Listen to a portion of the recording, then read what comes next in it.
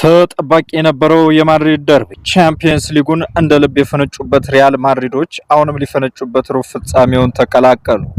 ስሜትን ሰቅዞ ይዞ በነበረው በዚህ ጨዋታ አትሌቲኮ ማድሪዶች ጨዋታው በተጀመረ ገና በአንደኛው ደቂቃ ነበር በጋላሃር አማካኝነት መሪ መሆን የቻሉ። የሜትሮፖሊታኖ ደጋፊዎች አትሌቲኮ ወደ መሪነት እንዲገባ በማነሳሳት ከፍተኛ ሚናን ተወጡ። እነዚያ ምኞቶች ከ27 ሰከንድ በኋላ ጎል ማግኘት አስችሏቸዋል። የጋላሃር ጥረት አትሌቲኮ ወደ ግማሽ መስመሩ እንዲገባና የማድሪድ ጫና እንዲቀለብስ በማድረግ ኳስ ከተመለሰ በኋላ በመልሶ ማጥቃት ጎልን ከመረብ ማሳረፍ አስቻለው። የጨዋታው እቅድ በመጀመሪያው አጋማሽ አስደናቂ ስኬት የታየበት ሲሆን ባለሜዳዎቹ በማድሪድ በኮከብ የታጀበውን የማጥቃት ሂደት በምቾት አሸንፈው ወጥተዋል። አትሌቲኮ ማድሪዶች ከረፍት መልስ 0.08 ኳሶችን ብቻ ነው ማሳካት የቻሉት።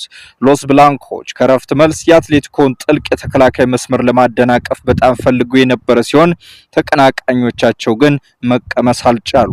በመጨረሻም አትሌቲኮ ወደ ሩብ ፍጻሜው ለመግባት ትኬት ሊቆርጥለት ወደሚችልበት ፍልሚያ ገባ። ነገር ግን ከተቀያሪ ወንበር በመነሳት ያሳዩት ያልተገባ ጥረት በስፔን ዋና ከተማ ተጨማሪ ሰዓት እንዲኖር አስቻላቸው። አትሌቲኮ ደጋፊዎቹ ማበሳጨቱን ሲቀጥል በጭማሪው ግማሽ ሰዓት አስጨናቂና የሚያልቁ የማይመስሉ ደቂቃዎችን አሳለፉ። በመጨረሻም ሎስ ብላንኮቹ የፍጹም ቅጣት ምት ላይ በመድረስ ወሳኙን የድምር ውጤት አመልጠው የማሸነፍ ድል የነበራቸው ይመስል ነበር። ቅጣት ምቱ ተጀመረ። ኪሊያን ምባፔ አስቆጠረ።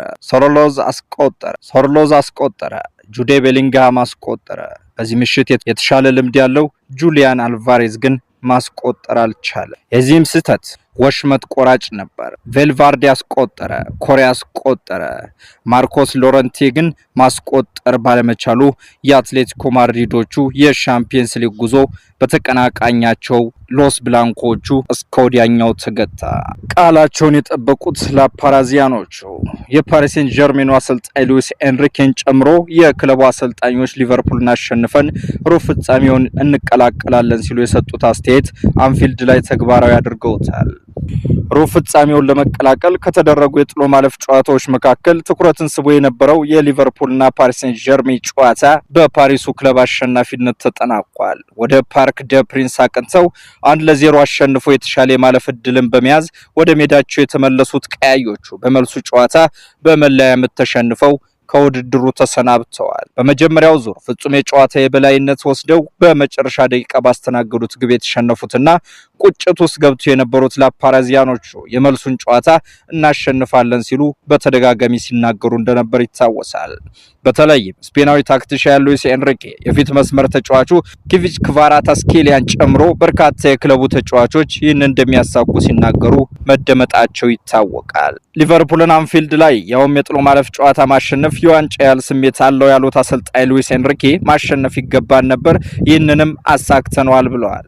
ከአስደናቂ ጉዞ በኋላ ከውድድሩ የተሰናበቱት ኔዘርላንዳዊ አሰልጣኝ አርነ ስሎት በበኩላቸው በውድድር ዓመቱ ከገጠምኳቸው ቡድኖች ሁሉ ምርጡ ፓሪስ ሴንት ጀርማን ነው ሲሉ ለተጋጣሚያቸው ያላቸውን አድናቆት የገለጹ ሲሆን እንኳን ደስ አላቸው ሲሉ መልእክታቸውን አስተላልፈዋል።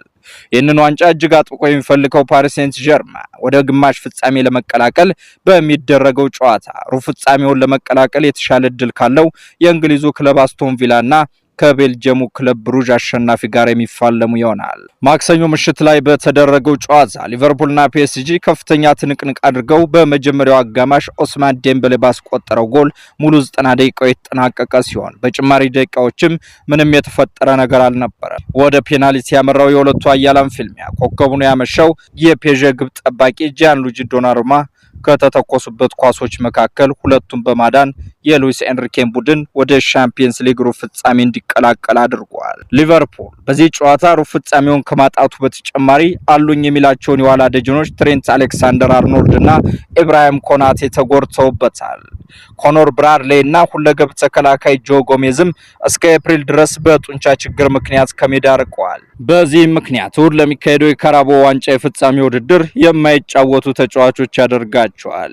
ሊቨርፑል እሁድ ወደ ዌምብሌይ ከመጓዙ በፊት በድንገት ከአውሮፓ መውጣት ከደረሰበት አካላዊ ስሜታዊና ስነ ልቦናዊ ህመም ለማገገም 3 ቀናት ብቻ ይኖራቸዋል። ፔዤ በመርሳይድ ላይ ያሳዩት አቅም በፓሪስ ካሳዩት ጋር ሲወዳደር ያን ያህል አስደናቂ አልነበረም። ነገር ግን በሻምፒየንስ ሊጉ እስከ መጨረሻው ለመጓዝ ፍንጭ የሰጠ ጨዋታ ነውም ተብሎለታል። በአንፊልድ ከሁለተኛው ጨዋታ የተማርናቸው ነገሮች አሉ ያሉት አሰልጣኙ ባለፉት ዓመታት ፒኤስጂ በእንደዚህ አይነት ጨዋታዎች ሲንኮታኮት በተደጋጋሚ ተመልክተናል። አሁን ግን ያ የለም ብለዋል። አርሰናል ከፒኤስቪ አይንዶቨን ጋር ባደረገው የመጨረሻ 16 የሁለተኛ ዙር የመልስ ጨዋታ አቻ በመለያየት ሩብ ፍጻሜውን ተቀላቅሏል። በመጀመሪያው አጋማሽ ዚንቼንኮ ባስቆጠረው ግሩም ጎል መሪ መሆን ቢችልም የፒኤስቪ አይንዶቬኑ ፒትሮቪች ባስቆጠረው ጎል እንግዳው ቡድን አቻ መሆን ቻለ። ጨዋታው ቀለል ያለው የሚመስለው አርሰናል በዘንድሮ የውድድር ዓመት ለአርሰናል ያልተሳካ ዝውውር ነው የተባለው ራሂም ስተርሊንግ በድንቅ ብቃት ከክንፍ ያሻገረውን ኳስ ዴክላን ራይስ በግንባሩ በመግጨት አስቆጥሮ ባለሜዳው ቡድን መሪ መሆን ቻለ። በዚህ ውጤት ወደ ረፍት ተሸጋገሩ። ከረፍት መልስ ተጨማሪ ጎል ለማግኘት